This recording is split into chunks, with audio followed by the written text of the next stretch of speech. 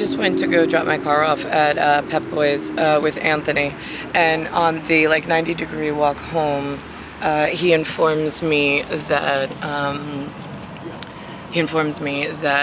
when Matt was in Cairo, Egypt, for the desert whatever, they were doing mariner vacations in the sunny side of things in Arab territory, checking on all of the children of the world. He brought up that Jane Fonda.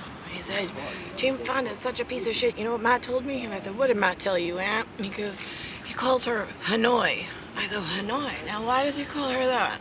Because I said some old man was walking shirtless across the street, and I said, he looks like Jack LaLanne, like you know, that like chutzpah, like the really like older man, but like still gonna knock you out. Right, and he goes, I don't know about him. He goes, yeah, so there's somebody else. I'm like, no, you're thinking Jane Fonda. He goes, actually, that's exactly who I'm thinking of. I was like, no, she's the leg warmer chick. I was like, in the 80s. I was like, did the whatever, VHS tapes.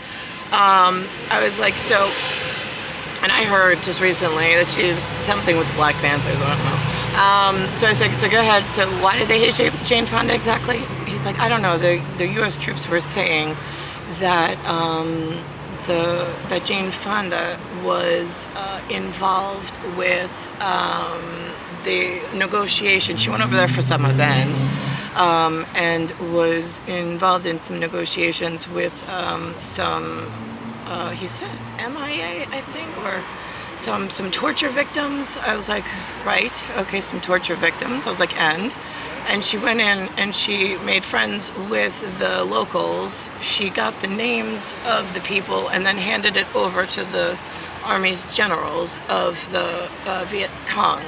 And I was like, right, okay, so. And he's like, well, that just makes her an asshole. And I was like, right. I was like, yeah, it's like skipping stones. I swear to God, on a flat lake, you skip a stone, it's like, and it goes doink, doink, doink, doink, doink. And then sometimes it just goes plop.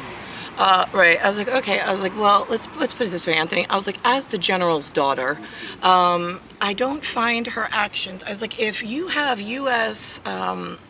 people in a foreign land, being Vietnam, and they don't have any, like, clout or any, like, establishment, and you need to quickly establish something, and you ask the other side's general what they require, in order to not hurt the men on the Fidelis that you need to keep safe.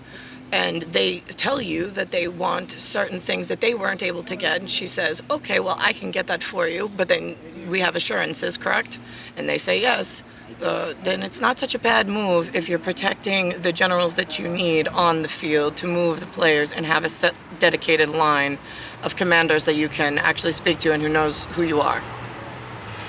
When you reestablish, when there's a Royal British Army and they are causing major international chaos and trouble, and you are the U.S. commander of the general's daughter, and like the general everything in linguistics, and everybody knows your one face is like the UFO, but everybody knows at certain levels, it's certainly acceptable to secure your command and make sure that your commanders are not harmed in any way, shape, or form by making such an agreement. And then I said to Anthony, I was like, you've never heard of that before, Aunt? I was like, then you've never heard of prisoners of war. I was like, you never thought like a prisoner of war, huh? And he's just like, he was totally stunned silent.